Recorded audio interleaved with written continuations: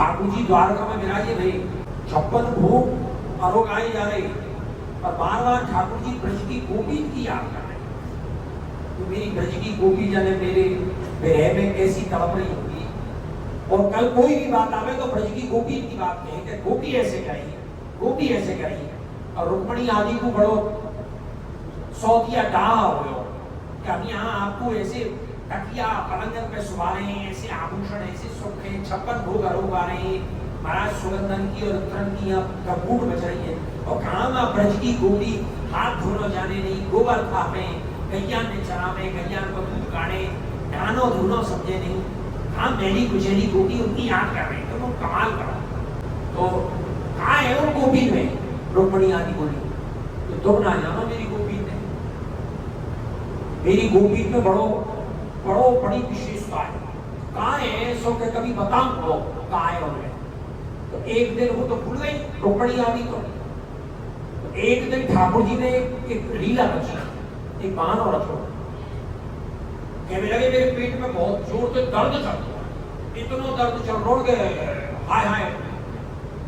और साहब वेद बुलाई, नवज नाड़ी दिखाई, अब दर्द होए तो सही होए। वेदन के पकड़ में तो जवाब है जब दर्द होए, दर्द तो हो ही ना हो तो वैसे ही बहाना बना रहे। तो बोले कैसे सही होगा? वेदन ने समझ मना कर दी, हमारे समझ में आ रही कि ऐसे सही होगा कि वेद ने प्रेरित कर दियो। वेद ने कही कि ऐसे सही होगा ये दर्द कि कोई महिला, कोई औरत जो इनको प्रेम करती हुए वो अपने चरणन की रज धोके इनको पिला दे तो इनको दर्द सही होता है। अब देखो कैसो कठिन मतलब हो रखो है कि जो इनको प्रेम करती हुए वो अपने चरण की रज धोके इनके मुखमंडल में डाल दे, इनको दर्द सही हो जाए। रुक्मणी आदि पे कही कि भाई लाओ अपनी चरण की रज और धोके पिलाओ। और एक कमाल कर रहे हो, हमें कोई नरक में जानो, ये तो पूर्ण पुरुषोत्तम है, हमारे पति परमेश्वर है, इनको हम अपने चरण की रज कैसे मुख में डाल सके? हम नहीं डाल सके।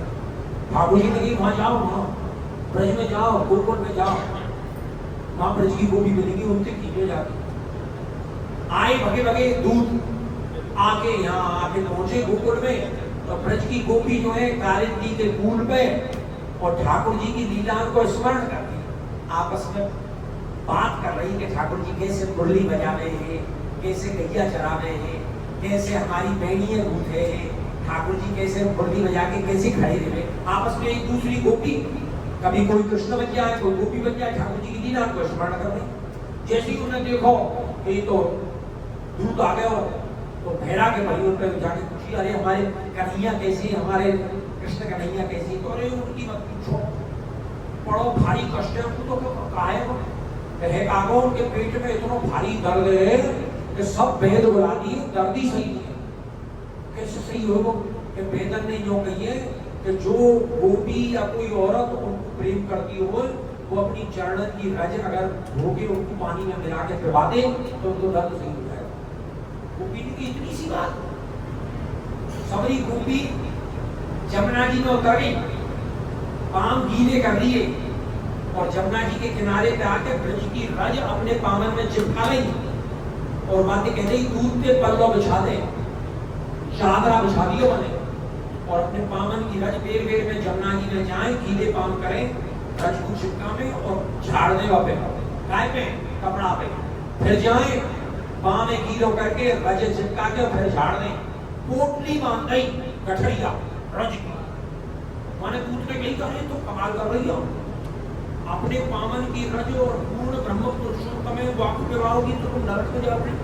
क्या हजार नरक में चले जाए हमको बिल्कुल चिंता नहीं है, हमारा था लाला सही होना चाहिए, हमारा कृष्ण का नहीं सही। ये हमारी ब्रज की गोपी को, तो वो ब्रज की गोपी जब हम बनेगी उनको किंचित भाव अगर हमारे हृदय में आएगा तो हमें सेवा को आनंद मिलेगा, तो हमें रंग ला सकेगा।